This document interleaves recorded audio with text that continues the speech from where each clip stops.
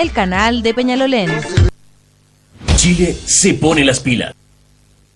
Estamos nuevamente en nuestro bloque Verdadera Justicia, que como ustedes saben es una filial de Antimafia 2000 Italia, Antimafia 2000 Argentina, Antimafia 2000 Uruguay, Antimafia 2000 Paraguay, Antimafia México y ahora también en Chile. Aquí en esta oportunidad tenemos un invitado que él es Carlos Figueroa, que es un filósofo, cientista político, candidato a diputado, por ahora que estamos en un año de elecciones. Nosotros tuvimos el privilegio de conocerlo en la plataforma Chile Mejor sin TTP. Él estaba siempre, está digamos, en la lucha contra los tratados, particularmente contra el TTP y ahora en general contra todos los TLC. Y quisimos traerlo porque él representa la línea de los candidatos llamados chicos, ¿ya? Porque no están comprometidos con el poder, al cual nosotros en este canal hemos atacado duramente, tanto al gobierno actual como al gobierno anterior, o sea, el llamado duopolio, que obedece a un poder que es superior. Los llamados candidatos chicos, digamos, no están comprometidos con el poder. Entonces, simpatizamos con ellos y queremos que esta es una buena vitrina para que nos muestren y nos cuenten un poco cuál es la línea de ellos. ¿Cómo estás, Carlos? Muy bien, gracias. Muchas gracias por esta invitación a este lugar que al menos a mí desde que entré por la puerta me sorprendió mucho por el sudor a resistencia que hay acá en este lugar, de ser un espacio de hablar con libertad, de hablar con tranquilidad, pero también saber que aquí no hay una línea editorial, sino que la línea editorial es un espacio donde se permite la organización social y se palpa y se siente, y me da mucho gusto estar con usted acá para que podamos conversar sobre lo que han sido estos años de trabajo en la plataforma Chile Mejor sin TPP y también lo que ha sido la contingencia político-social que hoy día vemos en Chile, desde los movimientos sociales hasta las luchas que son más territoriales, y para aquí parece que ahí podemos profundizar un poco hoy día. Correcto. Mira, partamos, Carlitos, con el tema de el TPP, que si bien se cayó, lo bajaron y ahora Japón está retomándolo de nuevo. ¿Cuál es tu apreciación acerca de eso? ¿Qué le podemos contar a la gente? Yo lo primero que me gustaría contar es qué es el TPP y por qué ese acuerdo comercial internacional que Chile iba a firmar nos habla de otras cosas que no son los acuerdos comerciales. Nos habla del modelo de desarrollo que tiene Chile, nos habla de cómo la política se ha alejado de la población y de la organización social, y nos habla también de la geopolítica internacional, que Chile está mal acostumbrado a poder tocarla porque se siente un país aislado. Entonces, para tocar esos tres temas, yo creo que lo principal es conocer este acuerdo. El Tratado Transpacífico fue un acuerdo que lideró Estados Unidos, más conocido como TPP, y este acuerdo tenía como principal misión el tratar de proteger las inversiones de las grandes corporaciones extranjeras que tenían mucho dinero, que invertían en distintos países, y se trató de generar esta constitución internacional que protegía esas inversiones por sobre cualquier cosa, incluso por sobre la legislación chilena.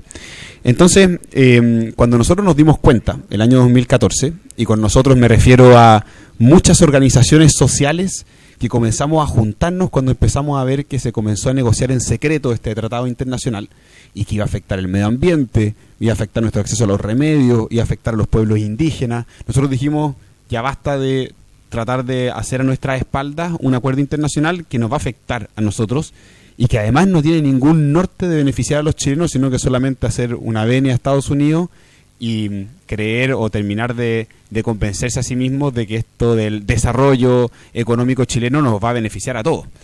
Y nos organizamos alrededor de 50 organizaciones sociales en un primer comienzo. En primer lugar eran organizaciones medioambientales, otras relacionadas a los pueblos indígenas, otras que estaban más vinculadas al área de la salud.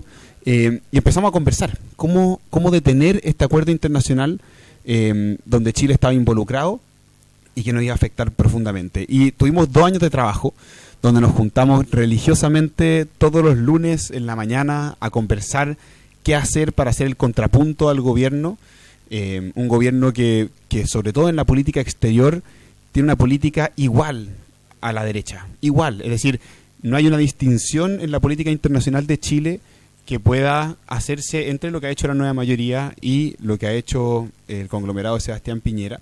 Y nosotros empezamos a decir, bueno, nosotros no queremos este tipo de acuerdos que no nos benefician, y fuimos creciendo. Y de 40 o 50 organizaciones pasamos a ser 110 organizaciones. Habían organizaciones políticas, habían organizaciones sociales, habían fundaciones, habían de estos como Fundación Sol, por ejemplo, que son muchas grupos de personas que creían en causas que no siempre eran las mismas, pero que este acuerdo las tocaba a todas.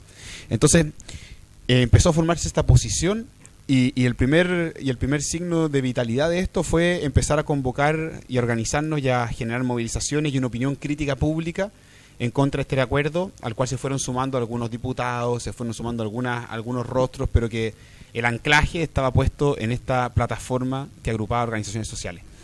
Y yo decía al principio, ustedes me paran si estoy hablando mucho porque soy bueno para hablar. Está bien. En un primer comienzo lo que nos pasó fue que empezamos a ver que no nos gustaba este acuerdo internacional. Pero después nos empezamos a dar cuenta que habían otros acuerdos internacionales muy similares al TPP y que Chile había firmado muchos de ellos. De hecho, Chile es el país que más tratados y acuerdos de libre comercio ha firmado en el mundo. 23 acuerdos comerciales con 64 países del mundo. Y uno se pregunta, y uno puede preguntarse en la casa, ¿por qué un acuerdo comercial me va a importar a mí y en qué me puede afectar?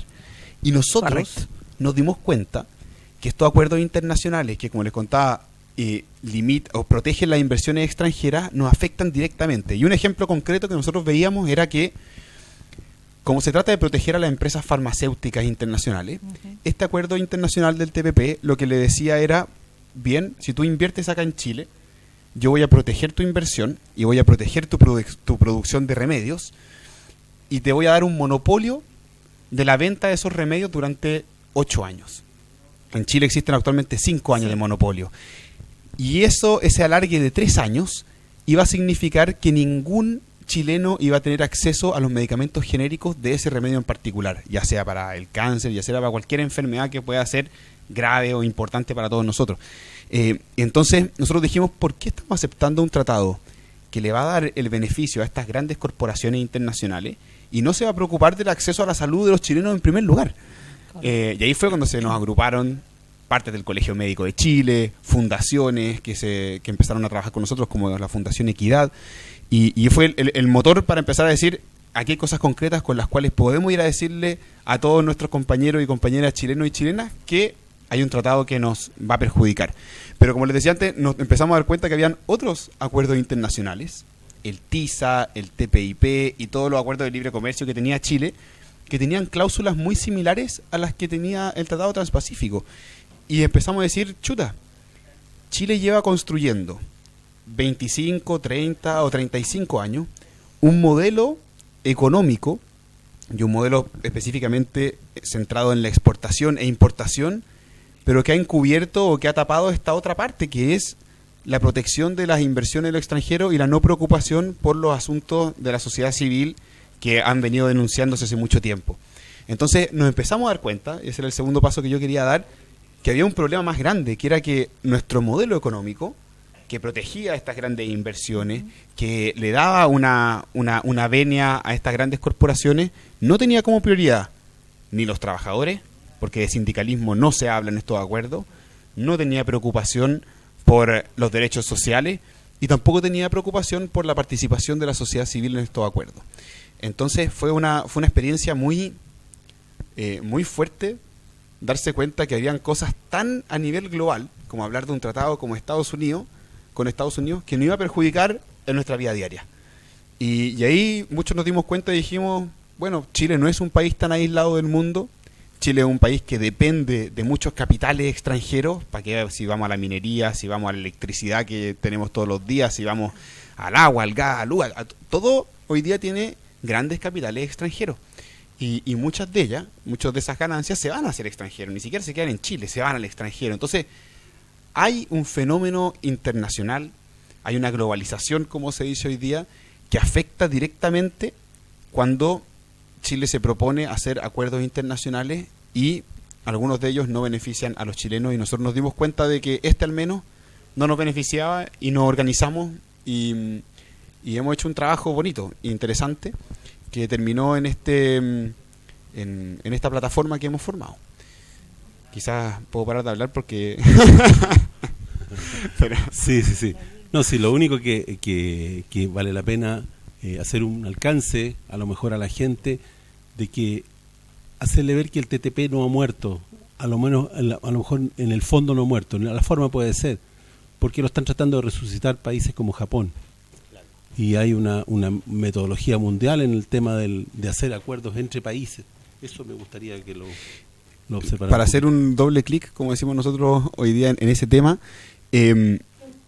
hoy día lo que ha pasado en términos del Tratado Transpacífico, este acuerdo que estamos hablando, es que Estados Unidos, cuando llega Donald Trump a Estados Unidos, él dice, ¿saben qué? Yo este acuerdo no lo quiero, y lo desecha.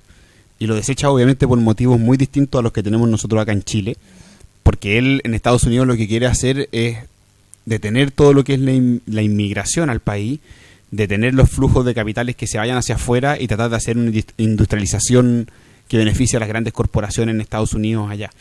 Pero él termina con el acuerdo transpacífico, y hoy lo que tenemos es que países nuevos como el Japón, por ejemplo, Australia, están tratando de resucitar este acuerdo internacional y de trasladar y de tratar de asimilar los mismos principios que tenía este acuerdo internacional en otro tipo de acuerdos que se quieren formar con Chile, que de nuevo vienen a impactar la salud de los chilenos, que vienen a impactar los derechos de acceso a Internet libre y que viene a impactar otra cosa que es importante, que es el cuidado del medio ambiente.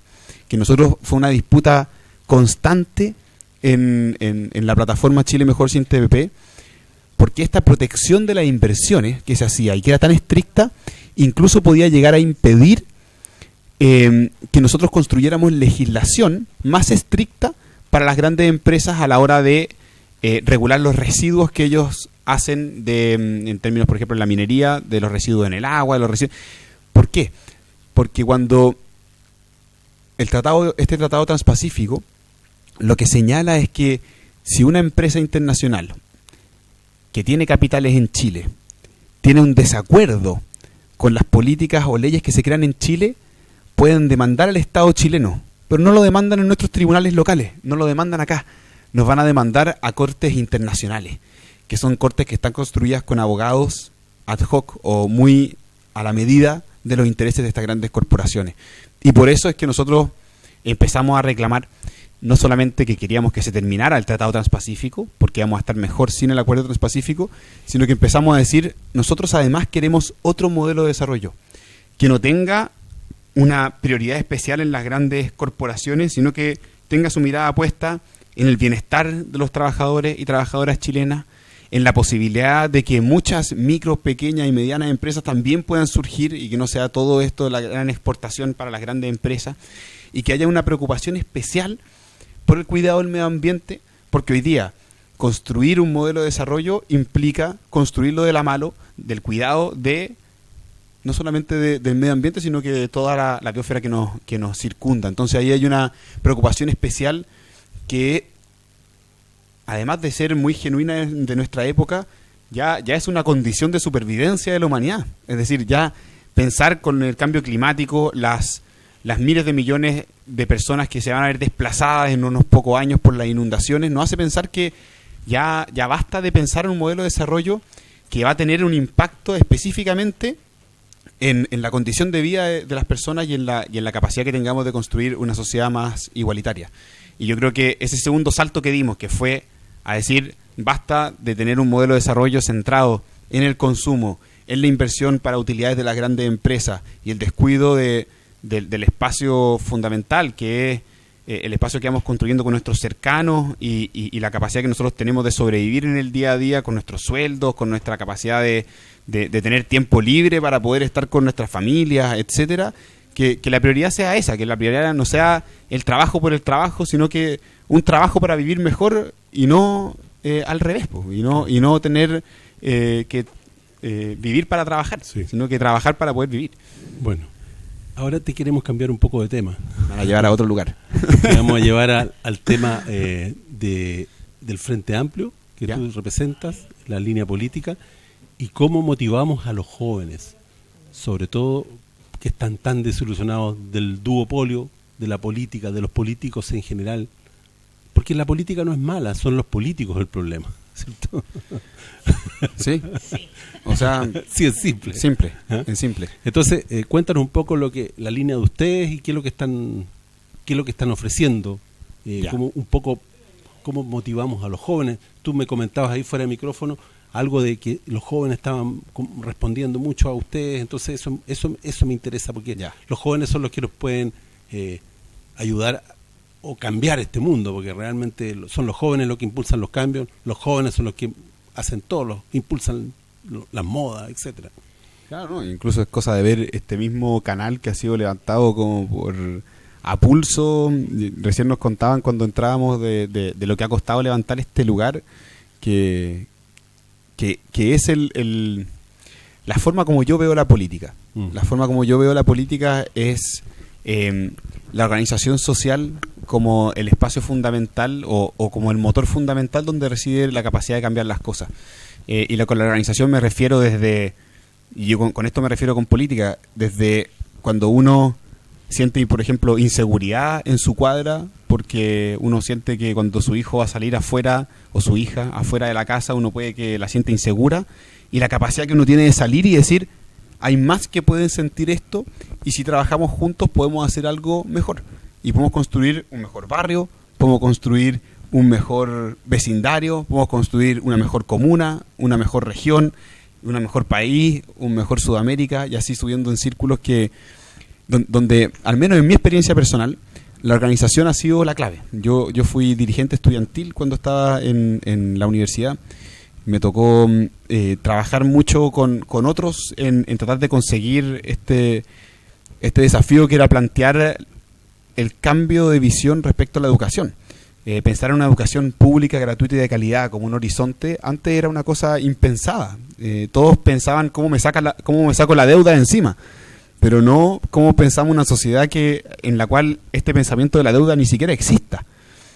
Porque esa es la preocupación hoy día de la familia, es cómo no me endeudo más, cómo termino de pagar la deuda que tengo yo, en vez de que estemos pensando esta sociedad que queremos construir.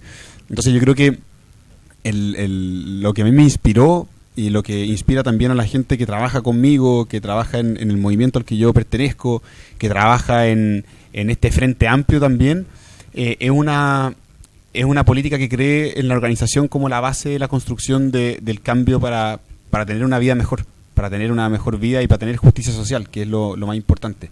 Entonces, y esa organización se construye cuando uno empieza a darse cuenta que en la política, que en donde está el poder, existe también la capacidad de generar o de tender puentes entre la sociedad civil y la política, porque hoy día la política se entiende como algo distinto a la organización social, y a mí me gusta mucho más entender que todo lo que es organización social y conformación de poder para generar cambios es política, y si nos alejamos de eso es porque nos hemos extraviado, y yo siento que la política se extravió.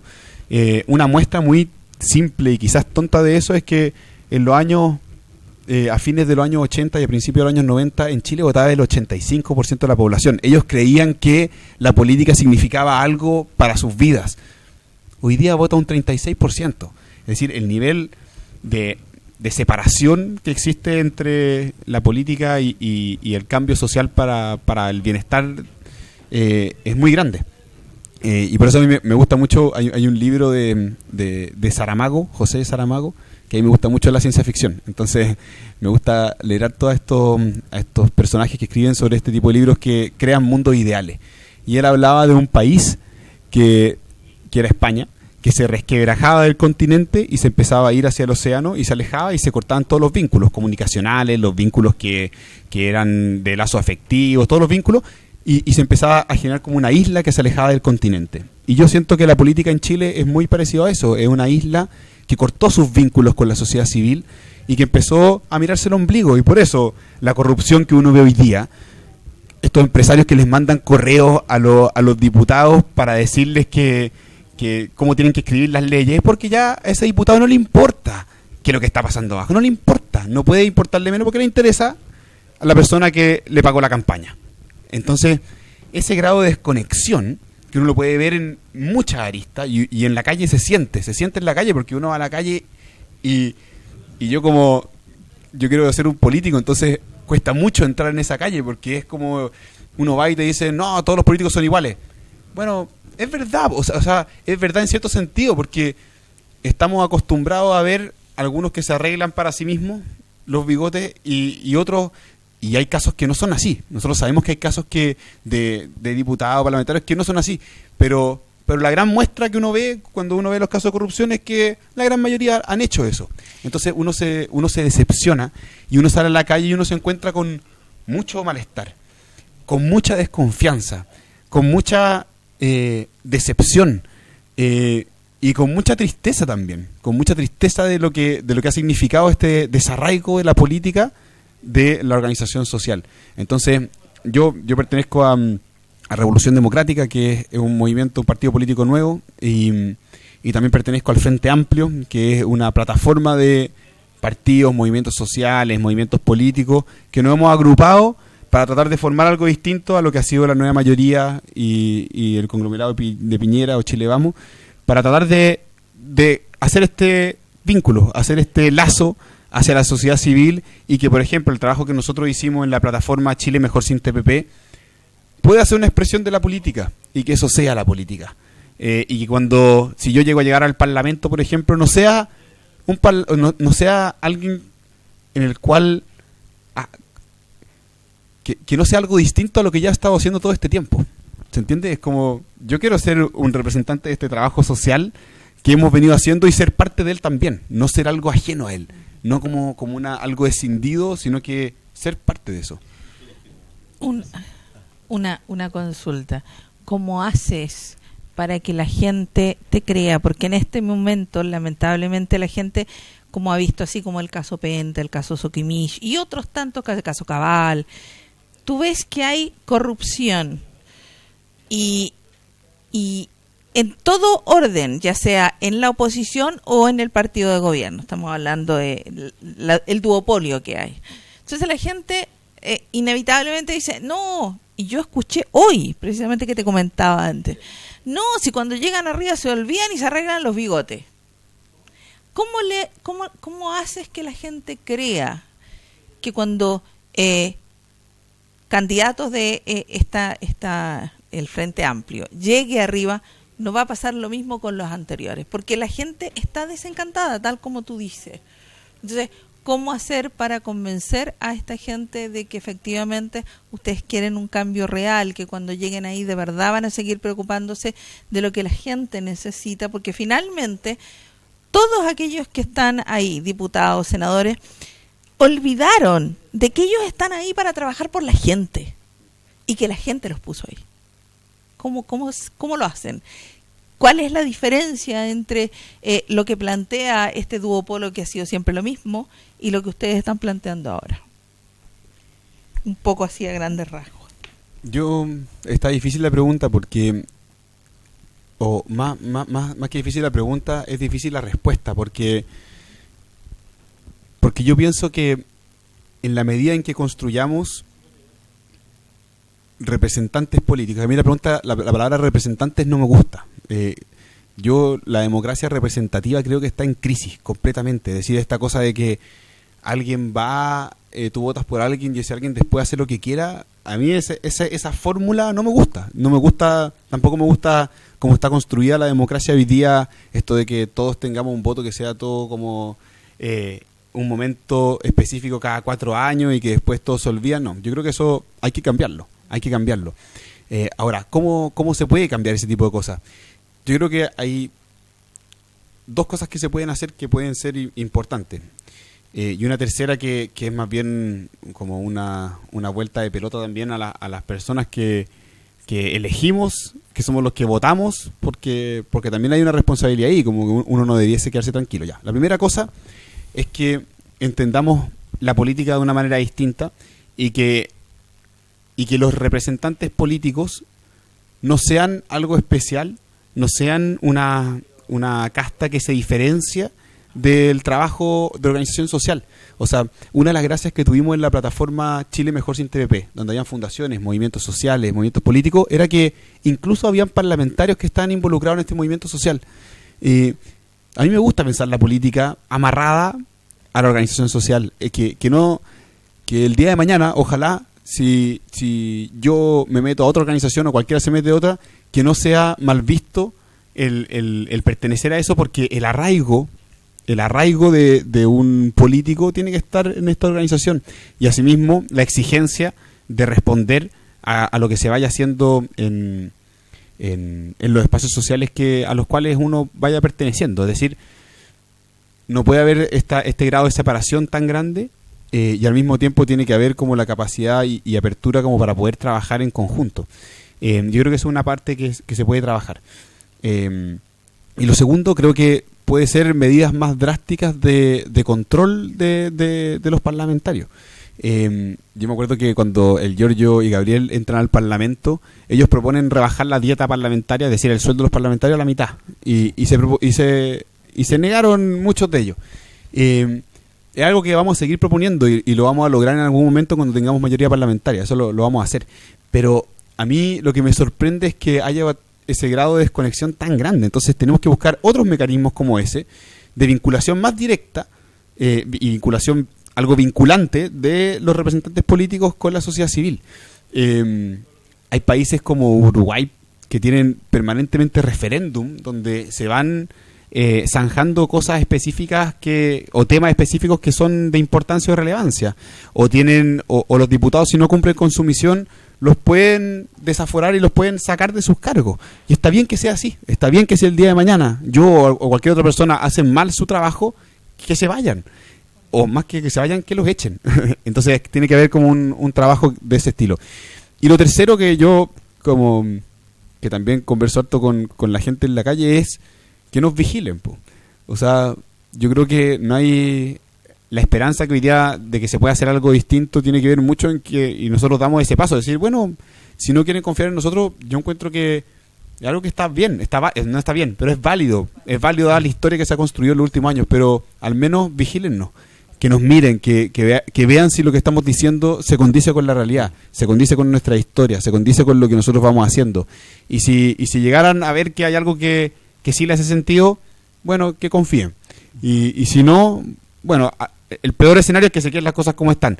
Que ya peor, digamos así, no sé si se van a transformar. Yo creo que algo de esperanza podemos traer con el Frente Amplio y con la candidatura de la Beatriz Sánchez o de Alberto Mayol, que son los dos precandidatos que hoy día tiene el Frente Amplio, para poder dar una mirada nueva, entender que se pueden plantear las cosas de manera distinta, innovar en los procesos que vamos a construir, y que eso sea como el puntapié inicial para ver si podemos entablar una nueva relación de confianza con los miles de desencantados y desencantadas. Sí. Yo creo, Perdona, ¿te puedo decir un disparate? Yo creo que se me ocurre, pensando lo que te estaba escuchando atentamente lo que dijiste, y todo me hace sentido, y te hemos visto a nosotros, a ti, en la calle. ¿Tú estarías dispuesto, si sales elegido diputado, a seguir en la calle? O sea, porque esa sería la mayor prueba. Es imposible que no esté en la calle. Por eso, si tú sigues en la calle y la gente te acepta, quiere decir que estás haciendo bien tu trabajo. Punto. ¿Sí?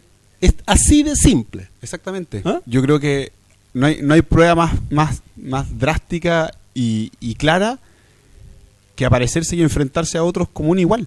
Y que eso, o sea, a mí, yo espero que eso sea así siempre. O sea, que para mí salir a la calle el día de mañana no sea una novedad, sino que sea parte de lo que yo he seguido haciendo todo este tiempo, que es creer que desde la calle se pueden generar transformaciones. El día de mañana, cuando queramos cambiar realmente el sistema de la AFP, que hoy día mostraban un video antes de que estuviéramos llegando, vamos a necesitar mucha fuerza, vamos a necesitar mucha organización, porque hay muchos intereses financieros que no van a querer que las cosas cambien. y es tanta la ligación que tiene ese poder financiero con el poder político, que para que cambie vamos a necesitar mucha fuerza en la calle, pero también vamos a necesitar mucha fuerza porque hemos visto que hoy día el Parlamento también hace lo que quiere, en el sentido de que hay un grado de desconexión tan grande que a veces no interpreta lo que está sucediendo a nivel social. Entonces creo que nuestro desafío también es que la expresión parlamentaria, en la cual nosotros creemos y estamos apostando estos años con el Frente Amplio, con Revolución Democrática, etcétera, sea un espacio donde nosotros podamos cambiar las correlaciones de fuerza para que no sean partidos que estén vinculados como al poder empresarial, sino que sean partidos o movimientos políticos que estén vinculados a las organizaciones sociales, que sean los que predominen en el Parlamento.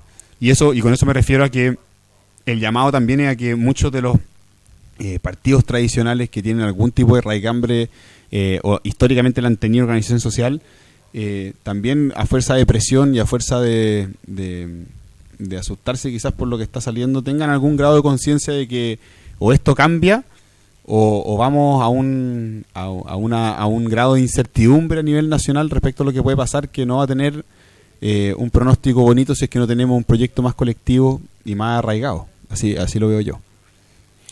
Bueno, parece que nos queda poco tiempo. Canal 8 siempre se caracteriza por ser hambriento de verdad y sediento de justicia, y nos ha parecido interesantísimo todos los puntos, lo que nos ha expuesto. Creemos que a lo mejor cuando estemos más cerca de las elecciones podrías venir, si tú estás dispuesto a nuevamente, o seríamos felices de tenerte nuevamente por estos lados. No sé si está. No, yo quiero agradecer. Es que a mí lo que más me ha llamado la atención es que el espacio mismo donde estamos acá, que cuando escuchábamos hablar o cuando conversábamos antes de llegar al local, que estos espacios comunitarios de desarrollo de ideas libres, de desarrollo de organización vecinal comunal, que no sean una excepción, que hoy día, como conversábamos también antes, que hoy día hay un vacío legal respecto, por ejemplo, a las radios comunitarias o sobre todo a la transmisión local televisiva comunitaria. ¿Cómo es posible que en un país que supuestamente dice quererse a sí mismo, no nos queremos lo suficiente como para tener una legislación que le dé la capacidad de tener estos espacios sin línea editorial que la impongan desde afuera, pero que les permita subsistir en el tiempo? Y eso es como algo que definitivamente yo veo como una tarea, y yo el agradecimiento va para ustedes, pues, o sea, para mí poder conversar con ustedes y que después vecinos puedan ver esto, tener comentarios, pensar distinto, empezar a pensar cosas nuevas, empezar a imaginarse que podemos construir algo distinto desde lo comunitario o desde lo nacional.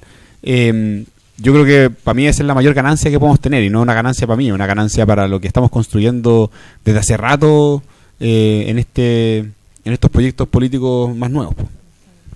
Gracias, Carlito. Esperamos tenerte de vuelta nuevamente. Nos despedimos. Hasta el próximo sábado con otro tema interesante. Gracias.